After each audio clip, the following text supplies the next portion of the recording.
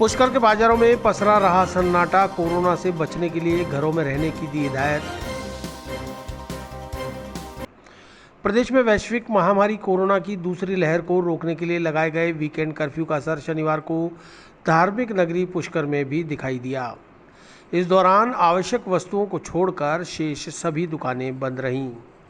उपखंड अधिकारी दिलीप सिंह राठौड़ के नेतृत्व में पुलिस और गश्ती दल मुख्य बाजारों में गश्त करते नजर आए।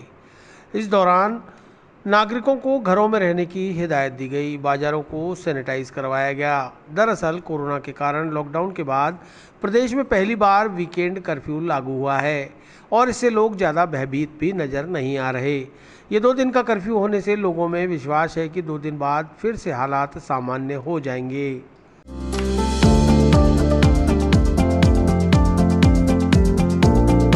Mohan watch and mobile Ajmer शहर में 4 प्रतिष्ठान, आपकी अपनी मोबाइल की दुकान। हेलो एवरीवन, मैं मोहन वॉच एंड मोबाइल पे आपका सभी का स्वागत करता हूँ। मेरी अजमेर में 4 दुकानें हैं। आप कहीं भी जाइए, आपको सभी जगह सेवा भरपूर मिलेगी। आ जाइए मोहन वॉच एंड मोबाइल पे, आपकी अपनी दुकान, जहां आपको मिलेंगे हर ब्रांड के लेटेस्ट मोबाइल और एक्सेसरीज, वो भी सबसे कम और किफायती दरों पर।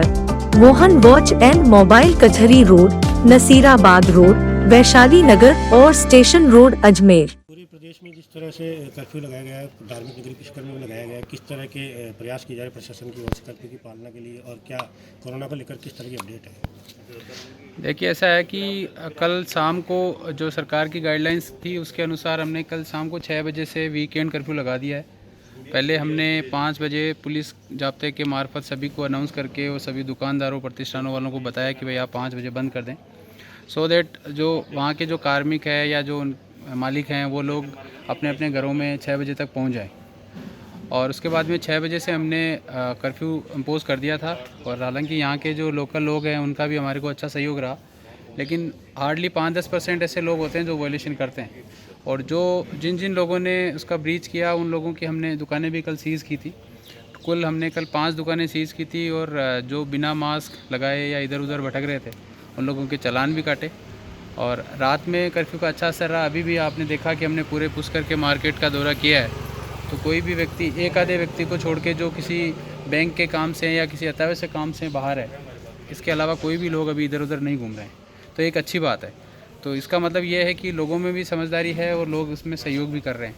लेकिन मैं आप लोगों के माध्यम से ये बताना चाहूँगा कि जो भी सरकार की गाइडलाइन है और लोग उसकी पालना नहीं करते हैं, हमें सबसे पहले ये समझना ज़रूरी है कि ये नागरिकों के भले के लिए सरकार ये कदम उठा रही है। यदि इसमें भी बार बार अपील के बावजूद भी लोग कोताही बरतेंगे तो फिर हम उसमें सख्ती से पेश आएंगे। सर, कोरोना को लेकर किस तरह के केसेस आए हैं और क्या कंट्रोलमेंट जोन घोषित किए गए और किस तरह की कार्रवाई है? देखिए, आज भी हम देख रहे हैं कि अब ये जो कोरोना का फैलाव है वह मतलब शहर के साथ साथ में ग्रामीण क्षेत्रों में भी हो रहा है। कुछ लोग हमारे यहाँ पे ऐसे लोग भी आते हैं, क्योंकि हमारे CSC एक बड़ा हॉस्पिटल है, तो जो नागौर ज़िले जो के लगते हुए गांव या जो विसागन ब्लॉक के कुछ गांव, वो लोग भी यहाँ से कोरोना टेस्ट करा लेते हैं और एड्रेस पूछ कर लिखा देते हैं। ऐसे भी कुछ केसेस आए हैं, तो हमने जो उनका नेटिव प्लेस टेलीफोन के ज़रिए पता चला उनको हमने इन्फॉर्म किया है। साथ ही साथ अभी आज गनेडा में हमारे जो पॉजिटिव पाए गए उनके हमने कंटेनमेंट जोन घोषित किए हैं। अपने पुष्कर में भी जो गए हैं उसमें भी कंटेनमेंट जोन घोषित किए हैं। और शहरी क्षेत्रों में नगरपालिका और ग्रामीण क्षेत्रों में पंचायतों के माध्यम से बैरिकेडिंग और सैनिटाइजेशन करवाया जा रहा है। साथ ही साथ जो उनकी कॉन्टैक्ट ट्रेसिंग करके और जो लोग उनके कॉन्टैक्ट में थे उनके 5 दिन के बाद में हम सैम्पलिंग भी करवा रहे हैं, सो दैट हमें पता चल सके कि कितना स्प्रेड है। वैक्सीनेशन